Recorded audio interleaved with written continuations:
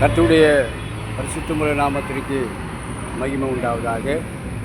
கர்த்தர் உங்கள் யாவரையும் இந்தியா தேசத்தையும் தமிழ்நாட்டையும் ஆசீர்வதிப்பாராக. கர்த்தருக்கு ஸ்தோத்திரம். அதாவது நம்ம தமிழ்நாடு இன்னும் சீர்படலை. நம்ம தமிழ்நாடு இன்னும் சரியாக மக்கள் இன்னும் சரியாக வாழலை. நிறைய குறையெல்லாம் இருக்குது. ஆகவே நிறைய சரிப்படுத்த வேண்டியது தமிழ்நாடு மக்கள் நிறைய சரிப்படுத்த வேண்டியது ரொம்ப மிக அவசியமாக இருக்குது. ஆகவே திராவிட முன்னேற்ற கழகமான ஆட்சி ஒரு 15 ஆண்டுகள் இருந்தால் தான் தமிழ்நாட்டை ஒரு சரிப்படுத்த முடியும்.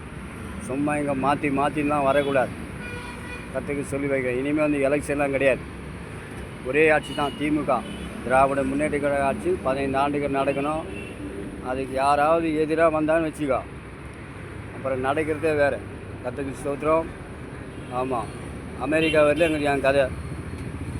அதனால் பொதுமக்கள் அனைவரும் உதயசூரியன் சின்னத்தில் வாக்களித்து 2026ஆம் ஆண்டு ஓட்டு போட்டு மரியாதைக்குரிய மாண்புமிகு ஸ்டாலின் அவர்கள் ஆட்சி செய்து அவர்கிட்ட ஆட்சி ஒப்பு கொடுக்கப்பட்டு பொதுமக்கள் அனைவரும் தமிழ்நாட்டு ஜனங்கள்லாம்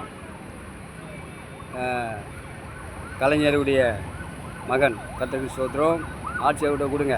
தமிழ்நாட்டை கொடுத்து நம்மலாம் வேலை செய்யணும். கர்த்தருக்கு ஸ்தோத்திரம். தமிழ்நாட்டை ஒரு சரிப்படுத்தணும். சும்மா மாற்றி விடாது. இனிமேல் எலெக்ஷன்ற கதையே இருக்கக்கூடாது. கர்த்தருக்கு ஸ்தோத்திரம். 15 ஆண்டுகள் திராவிட முன்னேற்ற கழக ஆட்சி நடக்கணும். கர்த்தருக்கு ஸ்தோத்திரம். எல்லாம் சும்மாலாம் விட மாட்டேன் நான். கர்த்தருக்கு ஸ்தோத்திரம். ஆகவே ஏமாத்தின காரியம்லாம் போதும்.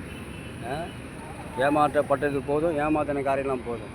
ஆகவே திராவிட முன்னேற்ற கழகம் ஆட்சி ஸ்தோத்திரம்.